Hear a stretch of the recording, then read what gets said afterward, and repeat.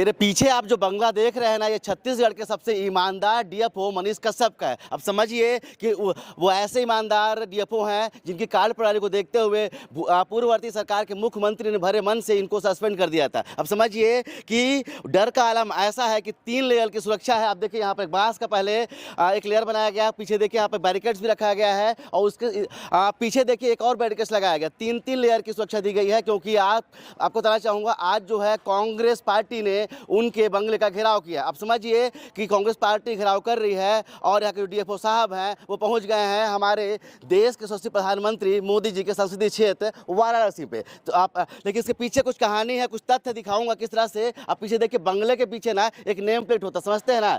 कोई भी बड़ा अधिकारी जब होता है ना तो नेम प्लेट को सजा के रखता है और दिखाता है कि देखिए हमारा घर है। लेकिन समझिए कि उनको इतना डर है कि कहीं काली की न पोत दे कांग्रेस के जो कार्यकर्ता है, इसलिए दोनों नेम प्लेट को हटा दिया गया है कि कहीं कांग्रेस के कार्यकर्ता पहुंच न जाए। लेकिन आपको बताना चाहूँगा ये इतने ईमानदार हैं कि लगातार इनको नेशनल लेवल पे पुरस्कार मिलते हैं। अच्छा पता है आपको पुरस्कार भी किससे मिलता है? नेक्सा नामक एक जो संस्था है, एनजीओ है, उनसे बार बार पुरस्कार लेते हैं। आप समझ जाइए कि एक सवाल जो उठता है मेरे जैसे एक आम लोगों के मन पे कि नेक्सा को इन्होंने गोद ले लिया है डीएफओ साहब ने, कि नेक्सा ने डीएफओ साहब को गोद में ले लिया। समझिए लगातार एक ही संस्था से लगातार ये अपना ही पुरस्कार लेते रहते हैं और कभी दिखाएंगे कि हमने महुआ के लिए इतना अच्छा कर दिया है, कभी दिखाएंगे कि जो गोड़वाना पार्क है जहां पर जीवाश्म है, जिसको मतलब समझिए जिसमें कि हमने भी खबर बताई थी, दिखाया था किस तरह से ये आरटीआई का जवाब नहीं देते हैं। समझिए कि कहीं सच्चाई बाहर ना आ जाए। तो ऐसे जो ईमानदार डीएफओ हैं आज गायब है। और समझिए ऐसे डीएफओ है ना कि इनसे सत्ता पक्ष भी परेशान है और कहीं ना कहीं विपक्ष तो परेशान है ही है। इनके ऊपर लकड़ी चोरी से लेकर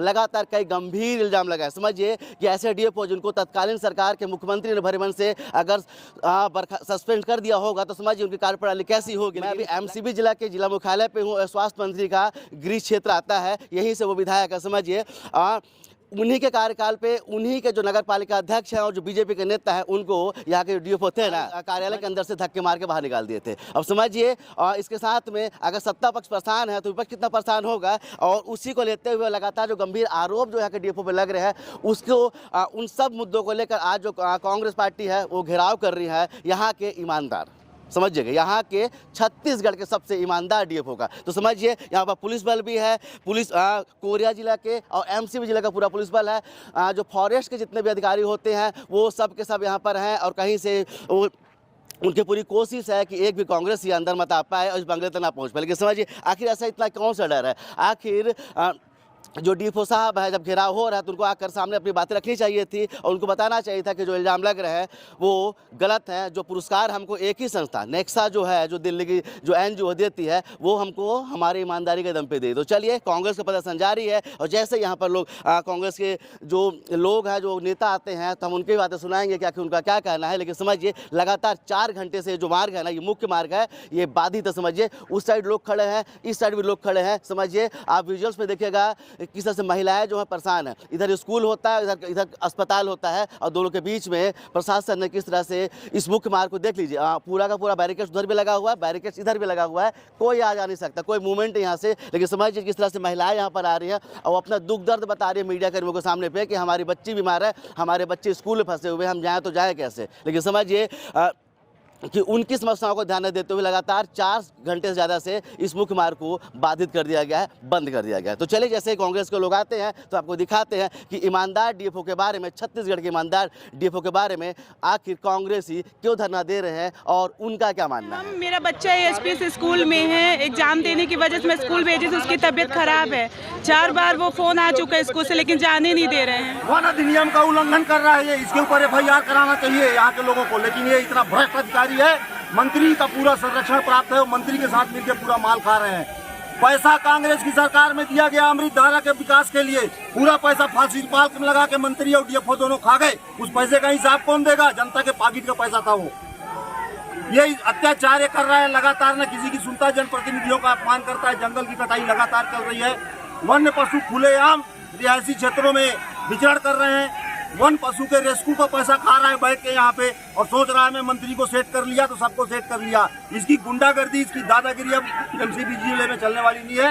ये अपना बोरिया बिस्तर बांध के यहाँ से जाए और जहाँ पे इसको सरकार भारतीय जनता पार्टी की रखना है रखे, हमको ऐसा डीएफओ नहीं चाहिए। सबसे पहले भारतीय जनता पार्टी प्रदर्शन स्टार्ट की, दोनों पार्टी का साथ में प्रदर्शन था, फिर एक पार्टी का पीछे हो जाना, ये कहीं ना कहीं राजनीतिक दबाव की ओर इशारा करता है। मानते हैं कि स्वास्थ्य मंत्री के साथ में है रोला मुड़ा? हाँ, इसमें कोई दो राय नहीं है। ऐसे बहुत से लोग के लोकल नेताओं का आरोप भी था, इसमें तथ्य भी नज़र आते हैं जिस प्रकार से बीजेपी भारतीय जनता पार्टी पीछे हट गई आंदोलन से और जनता की आवाज़ ना बन के केवल सरकार की आवाज़ बन के रही।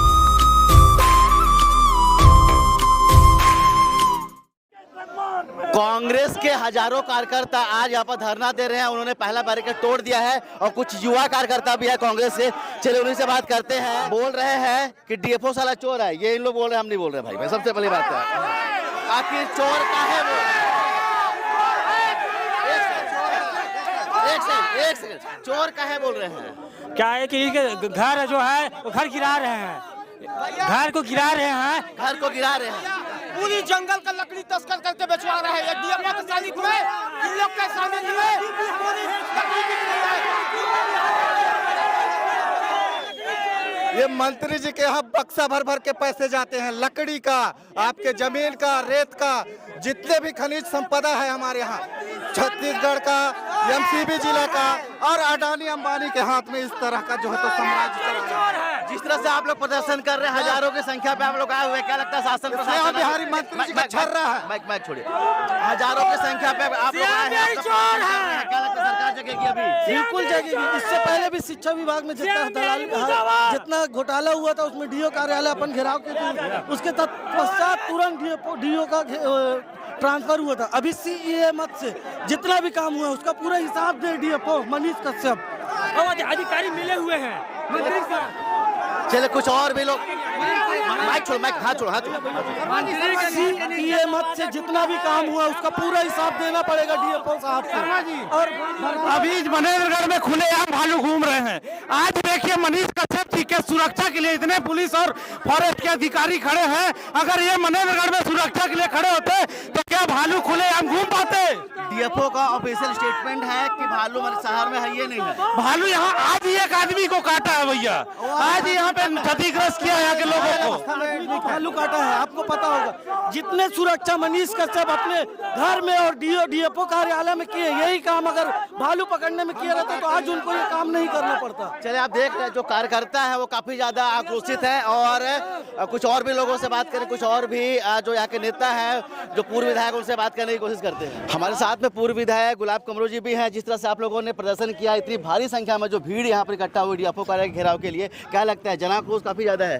देखिए, भारतीय जनता पार्टी की सरकार में जिस तरह से आप देखेंगे डीएफओ के खिलाफ किस तरह से जन आक्रोश है, ये आक्रोश है लोगों का। जो मंत्री के संरक्षण में जो डीएफओ, अगर इनको शिकायत करेंगे तो तकलीफ वहाँ होता है रतनपुर में। तो इसलिए आज हम लोगों ने एक दिवसीय धरना प्रदर्शन किया है कि जुलाई महीने से हम लोग लगातार शिकायत कर रहे हैं, चाहे वनों की कटाई हो, चाहे विभिन्न योजनाओं में किस तरह से भ्रष्टाचार किए जा रहे हैं। लगातार हम लोग सरकार के अवर सचिव, जो मुख्य सचिव होता है इनका विभाग का, उनको किए, सीसीएफ को किए, मुख्यमंत्री जी किए, वन मंत्री, फिर लगातार शिकायत करने के बाद तो कोई कार्रवाई नहीं हुआ। इसलिए हम लोगों ने निर्णय लिया कि आज हम लोग यहाँ कार्यालय का घेराव करेंगे। आज एक दिवसीय घेराव किए हैं। अगर इसके बाद भी सरकार, अगर बहरी सरकार, लंगड़ी लूड़ी जितनी भी सरकार है, न सुनती है न देखती है, क्योंकि किस तरह से देखेंगे सरगुजा से लेकर यहाँ तक वनों की कटाई और आदिवासियों के साथ जो अत्याचार हो रहा है। राष्ट्रपति के जो दत्तक पुत्र है उसका घर गिराया गया है। अभी कुछ दिन पहले राष्ट्रपति वहाँ पर सरगुजा में आई थी। इसके बाद भी देखिए बैगा जनजाति के घर गिराना, कहीं न कहीं जो पट्टा होने के बाद भी, जबकि वन अधिकार कानून 2006 में स्पष्ट निर्देश है कि 13 दिसंबर 2005 से पहले जो काबिज हैं उनको पट्टा देने की व्यवस्था है। इसके बाद भी हटाया जाना, कहीं ना कहीं इसकी मैं निंदा करता हूं। इसके बाद भी सरकार अगर नहीं जागती है तो आज एक दिवसीय है, आने वाले दिन में कांग्रेस पार्टी जिलाध्यक्ष जी के अगर अनुमति से हम लोग भूख हड़ताल में बैठेंगे इसको हटाने के लिए। आईएफएस रेंज के जो अधिकारी होते हैं, मतलब समझिए कि काफ़ी हाई लेवल पे रहते हैं। जिस तरह से उनके द्वारा बोला जाता है, स्टेटमेंट आता है कि जो शहर में भालू नहीं है, लेकिन लगातार वीडियो फुटेज वायरल होता है जिसमें दिखता है कि भालू खुलेआम शहर में घूम रहे हैं। सत्ता पक्ष हो विपक्ष हो, सब के सब जो है ऐसे जो डीएफओ हैं उनसे परेशान हो, लगातार पुरस्कार पे पुरस्कार एक संस्था से लिए जा पड़े हैं। उस पर क्या कहना चाहेंगे आप? देखिए, कागजी जो खाना पूर्ति होती है उससे पुरस्कार मिल रहा है, लेकिन धरातल में आप देखेंगे कि कहीं रातपुर में सामने में इनके रात में भालू मिला, फिर कल एक जन को भालू काटा है। पूरे शहर में है, क्योंकि उनका जो मुख्य जो काम है वन जीव जो हैं हमारे, उनके प्रति, उनकी सुरक्षा के प्रति कोई जवाबदेही नहीं है। इनका कहाँ से कमीशन मिलेगा, कहाँ से ज़्यादा पैसा आएगा, उस पर पूरा ध्यान है। मेरी जो जानकारी में मुझे जो मिला है, पूरे प्रदेश का पहला ये वन मंडल है जहाँ प्रदेश का दूसरा वन मंडल है, सबसे ज़्यादा पैसा आया हुआ है। इसलिए कुर्सी का मोह और पैसा का मोह के कारण ये कुर्सी छोड़ना नहीं चाह रहे हैं। मंत्री जी दोनों लगे हैं कि दोनों अगर हम लोग अगर पूरा 50 ओवर खेल लेंगे तो ज़्यादा से ज़्यादा कमा लेंगे। इस प्रकार का जो इनका वो है, हम लोग चलने नहीं देंगे। कांग्रेस पार्टी आज देखेंगे किस तरह से विपक्ष के बाद भी एक बुलावे में किस तरह से जिला कांग्रेस कमेटी के नेतृत्व में आज हम लोगों ने प्रदर्शन किया है। आने वाले दिन में भी इसके बाद भी सरकार नहीं जागेगी। इस प्रकार का हम लोग समय समय पर सरकार को जगाते रहेंगे और आईना दिखाते रहेंगे। तो आपने देखा कि किस तरह से हजारों की संख्या में कांग्रेस के जो कार्यकर्ता थे वो आज यहाँ के DFO कार्यालय का घेराव कर रहे थे MCB जिला के मनेंद्रगढ़ पे। और जिस तरह से आपने देखा कि जो भीड़ थी वो निश्चित तौर पर कांग्रेस को उत्साहित करेगी कि जिस तरह से विपक्ष पर रहते हुए वो उन्होंने अपनी शक्ति प्रदर्शन किया है। लेकिन चलिए इसी बीच हम कुछ और दूसरे मुद्दे पहलू पे बात करते हैं। कुछ जैसा हमने बताया था कि जो लोग थे वो काफ़ी परेशान होते, तो आखिर उनका क्या रुख है इस मसले पे? क्या नाम है भैया? सिद्धूलाल वर्मा। आज कांग्रेस का प्रदर्शन था, परेशानी हुई आप लोगों को? बहुत परेशानी है। ऐसे धरना प्रदर्शन कोई मतलब है कि मेन रोड में धरना प्रदर्शन करे, चक्का जाम करे, इस तरह की व्यवस्था हुई है। लोग आने जाने वाले कितने परेशान हुए, एम्बुलेंस मरीज आते रहे वो रोके गए, स्कूली बच्चे बाधित हुए। आज हम स्कूल लेने बच्ची को जा रहे हैं और आधा घंटे से खड़े हुए हैं, परेशान हो रहे हैं। इस तरह के धरना प्रदर्शन से कोई मतलब नहीं है। कांग्रेस को क्या हासिल हुआ इस तरह से धरना प्रदर्शन करके? चलिए कुछ और भी लोग बात करते हैं। परेशानी हुई आप पूरे स्कूल के उधर यहाँ इस तरफ भी है, 4-5 स्कूल हैं, छोटे छोटे बच्चे, सबकी स्कूल की छुट्टी हो चुकी है। उसके बाद भी ये माहौल देख के अवस्था के लिए दोषी किसे मानते हैं? प्रशासन को? प्रशासन को। चलिए कुछ और भी लोगों से बात करके। क्या नाम है? अकेले हेलमेट पहनो यार, और मोबाइल भी लगा दी हो। चलिए कुछ और। क्या नाम है आपका? अनिल गुजूर। परेशानी हुई जिस तरह से प्रदर्शन हुआ पर से? हाँ, उतना परेशानी नहीं हुआ। होना चाहिए, सब प्रदर्शन होना चाहिए, इतना होना चाहिए। आम जनता की बात है। मनेंद्रगढ़ में भालू घूम रहा है, तो प्रदर्शन होना चाहिए। हाँ।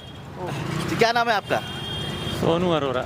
हाँ, जो प्रदर्शन हुआ आज कांग्रेस का, जो विशाल प्रदर्शन था, होना चाहिए था, लेकिन फॉरेस्ट विभाग को इससे परेशानी होनी चाहिए थी, आम पब्लिक को नहीं। लेकिन जो आम जनता कहीं ना कहीं परेशान है। चलिए कुछ और भी बात करते। 2-2 झोला रखे हुए हैं, बैग, बोरी भी है। क्या नाम है आपका? मनोज तिवारी। अच्छा, परेशानी आप लोगों को हुई या फिर ऐसा परेशान होना चाहिए? परेशानी तो बहुत हुई सर, 2 बजे से बच्चे लोग भूखे हैं, बताइए। रोड जाम हो गया है, इससे बहुत दिक्कत आया है। दोषी किसे मान रहे हैं? प्रशासन को मान रहे हैं कि पार्टी को मान रहे हैं? अब सर अब इसमें हम खुद जानकारी नहीं था, कब बंद दिखा, हमको बंद दिखा तो बस हमको यही परेशानी बस हुआ, यही इतने जानकारी। भूख लगी है? नहीं लगी है? पापा बोल रहे हैं भूख लगी आपकी? चलिए कुछ और भी लोगों से बात करेंगे। क्या नाम है भैया? अरे बोल दीजिए, अरे थोड़ा सा चेहरा ब्लर कर देंगे। चलिए क्या नाम है? गोलू। अच्छा, आज प्रदर्शन हो रहा था कांग्रेस का, जो DFO है यहाँ से बोलते हैं भालू वालू नहीं रहता है यहाँ पर से, और काफ़ी जो व्यवस्थाएं हैं, उस प्रदर्शन को कैसा देखते हैं आप लोग जी? सीख ली रहा है यहाँ पर। होना चाहिए था प्रदर्शन? परेशानी तो है DFO से? थोड़ा है तो है। अच्छा, एडजस्ट कर रहे हैं। अच्छा, चलिए सबने पूरा कार्यक्रम दिखाया होगा। हम सोचे कम से कम आम लोगों की बातें आप लोगों को सुना देते हैं। क्या नाम है आपका? कहाँ से आ रहे हैं भैया? हम तो ये अच्छा, जिस तरह से प्रदर्शन हुआ कांग्रेस का, कैसे देखते हैं प्रदर्शन को आप? अभी हम तो लेट में पहुँचे सर। लेट से पहुँचे जी? अरे चलिए तो चलिए आप सबने लोगों का रुझान भी देखा, जिस तरह से कांग्रेस का प्रदर्शन था वो भी देखा, जिस तरह से ईमानदार DFO की पूरी कहानी भी देखी कि उन्होंने किस तरह से शहर को बनाया है। कैसे से बोलते हैं कि भालू नहीं है, लेकिन समझिए कि आज ही हमला हुआ है ग्रामीण पे, यहाँ शहर के लोगों पे। तो समझिए ये अपने आप में वो चिंताजनक विषय है, जिस तरह से लगातार कांग्रेस प्रदर्शन कर रही है। और उनका कहना है कि जो मिली भगत है यहाँ के स्वास्थ्य मंत्री के साथ पे, उसके कारण से ही जो यहाँ के DFO हैं उन पर कार्रवाई नहीं हो रही है। और समझिए सवाल जो उठता है कि लगातार नेशनल लेवल पर जाकर अपनी छवि को चमकाने के लिए आप प्रमाण पत्र बनवा लेते हैं, इसके बाद में तरह तरह के आयोजन करके एक NGO के साथ में मिल करके आप जो प्रमाण पत्र लाते हैं वो ज़मीनी स्तर पर कितना प्रभावी होता है, ये सोचने वाली बात है। समझिए किस तरह से लगातार आरोप लग रहे हैं जो यहाँ के DFO हैं उन पर, और वो मौन व्रत धारण किए हुए हैं, तो वो भी अपने सवाल निशान हैं। तो चलिए इस प्रदर्शन के बाद में क्या होता है, क्या ऐसे DFO पर कार्रवाई होती है या नहीं होती है, प्रशासन अपनी चुप्पी तोड़ता है या नहीं तोड़ता है, या फिर प्रदर्शन हुआ और प्रदर्शन फिर ख़त्म हो गया, ऐसे ही चलता रहेगा। कमेंट करके आप हमें ज़रूर बताइएगा। कैमरामैन किशन के साथ अब तक के लिए मैं सुनील शर्मा, जय हिंद।